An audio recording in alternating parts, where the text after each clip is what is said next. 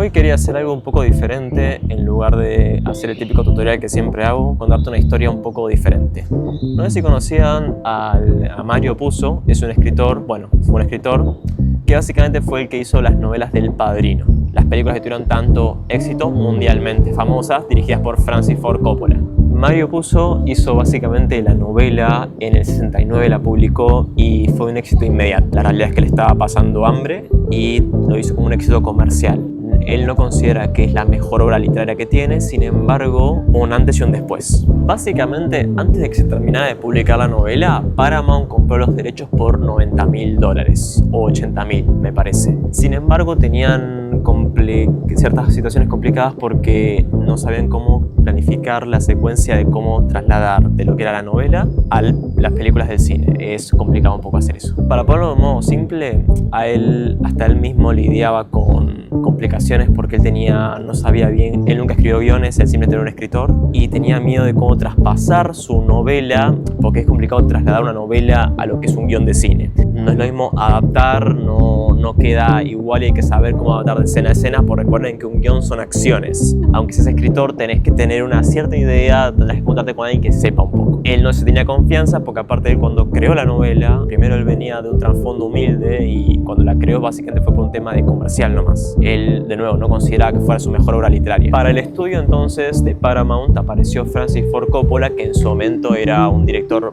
no te digo mediocre, pero no era lo que es hoy en día. Era uno de esos directores que recién iniciaba y, a ver, no tenía estatus ni nada. Paramount lo que quería era buscar un director que no tuviera tanta experiencia y que fuera barato. Esa era la idea de ellos por un tema de los estudios en esa época que tal vez no estaban en las mejores condiciones, que digamos. A Coppola básicamente cuando le ofrecen esto, primero duda un poco en aceptarlo porque no conectaba mucho con el tema. Sin embargo, como era tema de raíces italianas y él era italiano, como que le interesaba un poco el tema de la familia, los lazos familiares, Coppola le ofreció a Puzo armar los dos el guión de a poco. Puzo obviamente le dijo, mira, yo no tengo mucha experiencia, tengo cero experiencia con esto, soy un novelista, no un guionista de cine. Sin embargo, el otro le dijo, dale, no hay problema, hagámoslo de a poco. Cada uno fue agregando partes suyas, desde que Coppola agregó la parte cinematográfica y Puzo agregó el tema de la profundidad emocional de la novela, de lo que él había considerado inicialmente. Al trabajar juntos ambos, de algún modo es generar un guión cinematográfico funcional para el cine. Lo que hicieron fue básicamente muchas subtramas de la novela, tratar de resumirlas o directamente sacarlas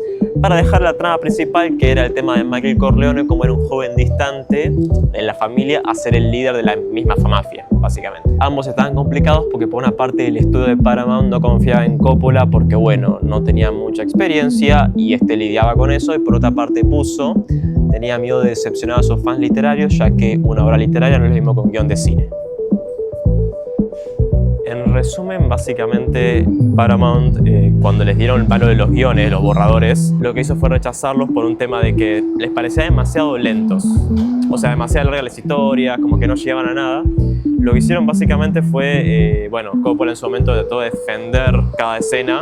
Una de las escenas más icónicas, que es la escena de la boda, que cuenta un montón desde el inicio, esa es una de las escenas icónicas que querían rechazar Paramount del estudio porque, bueno, para ellos no contaba nada y lo que sea, pero mientras que Coppola la defendió, finalmente, nada, el éxito de la película fue muy grande. Ambos se consagraron como grandes guionistas, directores, bueno, por la parte de Coppola director, por la parte de Puzo empezó a ser un guionista. Aún así, sin embargo, más allá de todo esto, Puzo no tenía la gran confianza en sí mismo como guionista en ese momento, no tenía tanta seguridad. Luego de todo esto, Puzo le dijo básicamente a Coppola que a pesar de todo con lo que habían pasado, él quería aprender a escribir mejores guiones. Entonces decidió comprarse un libro para hacer mejores guiones. Lo curioso de todo esto y lo irónico es que cuando apenas abrió el libro, en uno de los capítulos cuando lo estaba leyendo, decía cómo una obra maestra, adaptar una obra maestra tan magistral y hacer el mejor guión de la historia. Y lo siguiente que aparecía decía El Padrino, la historia del guión.